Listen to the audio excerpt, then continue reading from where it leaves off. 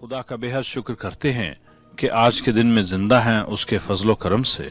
दुनिया के हालात और रोज़ बरोज़ की खबरें सुनकर या पढ़कर इंसान इस नतीजा पर पहुंचता है कि दुनिया से अमन और सलामती या पीस का खात्मा हो रहा है।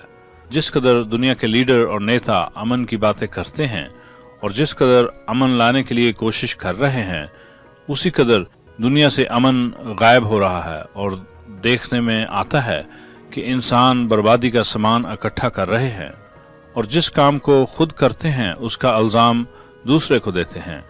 वैसे ये बात कोई नई नहीं इंसानों के दरमियान, इसे ब्लेम शिफ्टिंग कहते हैं और इसकी पहली मिसाल हमें मिलती है दुनिया में सबसे पहले इंसानों के जोड़े के दरमियान। जैसा कि हमें जिक्र मिलता है खुदा के कलाम पाक यानी बाइबल मुक़द्दस में कि जब इंसान गुनाह में गिर गया, जिसे the fall of man into सिन कहा जाता है, तो जब खुदा ने हज़रत आदम से सवाल किया कि तूने ये काम क्यों किया, तो हज़रत आदम का जवाब यही था कि औरत ने मुझे खाने को दिया और मैंने खाया। माँ हवा से जब खुदा ने पूछा कि तूने ऐसा काम क्यों किया, तो जवाब मिला कि मुझे सांप ने बहकाया और मैंने ये फल खाया। सांप को इस्तेमाल किया शैतान ने इस काम के लिए, लिहाजा खुदा ने उससे सवाल भी नहीं किया। किसी ने अपनी गलती नहीं मानी बल्कि दूसरे को इल्ज़ाम दिया। यही अमल जारी रहा और आगे चलकर हजरत आदम और माँ हवा के दो बेटों का जिक्र पढ़ते हैं, यानी कायन और हाबिल का वाकया। तो एक भाई दूसरे से हासद होकर और गुस्सा करके उसे जान से मार देता है, लेकिन जब खुदा उससे सवाल करता है कि कायन तेरा भाई किधर है, तो उसने जवाब दिया कि क्या मैं अपने भाई का निगरान या चौकीदार हूँ? जी हाँ, उसने कहा था, एम आई माई ब्रदर्स कीपर? किसी ने खूब कहा है कि if you are not your brothers keeper then you will be your brothers killer. तो क्या आज भी यही आलम नहीं? एक दूसरे पर इल्ज़ाम लगाना, अपने भाई का निगरान होने की बजाय भाई का कातिल बनना, क्या ये अमन की राह है? इसमें कसूर बराबर का है। जी हाँ, बिल्कुल बराबर का दोष है सबका। एक सादा सा सवाल ये है कि दुनिया भर की आवाम में अक्सरियत या मेजॉरिटी ऐसे लोगों की है जो दिलो जान से अमन के हामी हैं और बड़ी आरजू रखते हैं कि दुनिया भर में अमन हो और सबकी ज़िंदगी अमन व अमान से बसर हो सके। लेकिन हज़ारों सालों से इंसान की ये ख्वाहिश पूरी नहीं हुई और ना ही इस ख्वाहिश के पूरे होने के कोई आसार नज़र आते हैं। आखिर सबब क्या है? ज़रा गौर करें उस बात पर जो मैं इस वक्त कहने की कोशिश कर रहा हूँ और खूब ठंडे दिल से सोचें कि क्या इसमें हल है इस बात का कि नहीं। लेकिन आजमा कर देखने में क्या हर्ज है।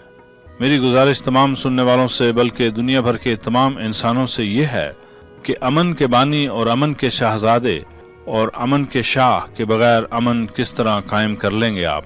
वो जो अमन का सरचश्मा है उसमें से अमन जारी होता है।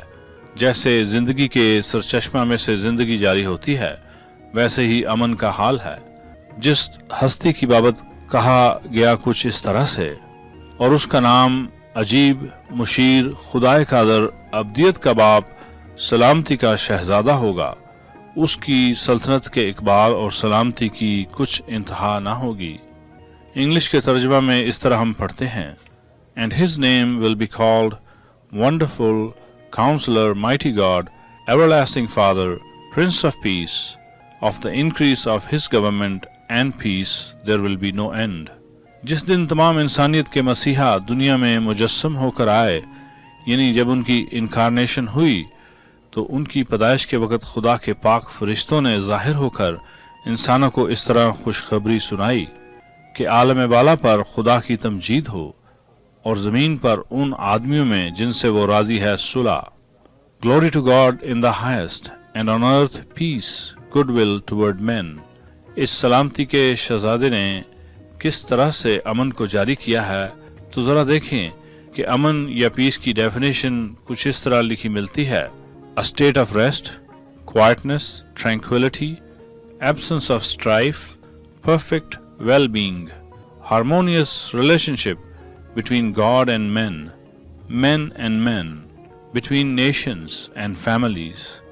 एक मकाम पर बाइबल मुकद्दस में इस तरह लिखा मिलता है, क्योंकि खुदा बाप को ये पसंद आया कि सारी मामूरी उसी में सुकूनत करे اور اس کے خون کے سبب سے جو صلیب پر بہا صلح کر کے سب چیزوں کا اسی کے وسیلہ سے اپنے ساتھ میل کر لے، خواہ وہ زمین کی ہوں خواہ آسمان کی. For it pleased Father God that in Jesus all the fullness should dwell, and by Jesus to reconcile all things to himself, whether things on earth or things in heaven, having made peace through the blood of his cross. میرے عزیز، یسوع مسیح کے آنے کا مقصد یہی تھا کہ اس جدائی کو مٹائے جو گناہ کے باعث خدا اور انسان کے درمیان آئی. گناہ نے ہمیں خدا سے دور کر دیا، بلکہ ہماری خواہشات اور ہماری فطرت خدا کے خلاف کام کرنے لگیں. خدا نے انسان کی اس بغاوت اور بدکاری کا انصاف کیا، اور پھر پلٹ کر خدا نے خود اپنے بیٹے میں اس بغاوت اور بدکاری کی سزا اٹھا لی، تاکہ خدا کا انصاف اور عدالت بھی پورے ہوں اور اس کی محبت بھی پوری ہو. خدا اپنی ہر بات میں کامل ہے، اور اس طرح خدا نے دوبارہ انسان کے ساتھ صلح کو قائم کیا. جب انسان اپنے خالق و مالک سے صلح میں داخل ہوتا ہے تو وہ حقیقی امن قائم ہو جاتا ہے، اور پھر ایسا انسان دوسرے انسانوں سے امن کو قائم کر سکتا ہے، کیونکہ امن کا دریا خدا سے جاری ہو کر ایسے انسانوں کے دلوں میں جاری ہوتا ہے اور دوسروں تک پہنچتا ہے، اور انسان انسان سے امن کے ساتھ رہتا ہے. قومیں آپس میں امن کے ساتھ بستی ہیں. یسوع مسیح کو پوچھا گیا ایک دن کہ سب سے بڑا حکم کون سا ہے خدا کی طرف سے، تو انہوں نے جواب دیا کہ خدا سے اپنے سارے دل، اپنی ساری جان، اپنی ساری طاقت اور اپنی ساری عقل سے محبت رکھ، اور دوسرا حکم یہ کہ اپنے پڑوسی سے اپنی مانند محبت رکھ. Love God with all your heart and all your soul and all your strength and all your mind. And the second one is love your neighbor like yourself. میرے عزیز، پہلے خدا کی محبت اور اس کے نتیجے میں اپنے پڑوسی سے محبت، یہی ہے بھید امن کا، اور یہی ہے پیغام امن کے شہزادے کا. اس کی مانیں گے تو امن ہوگا، ورنہ وہی حال ہوگا جو قائن کا ہوا، جس نے اپنے ہی بھائی کو مار دیا.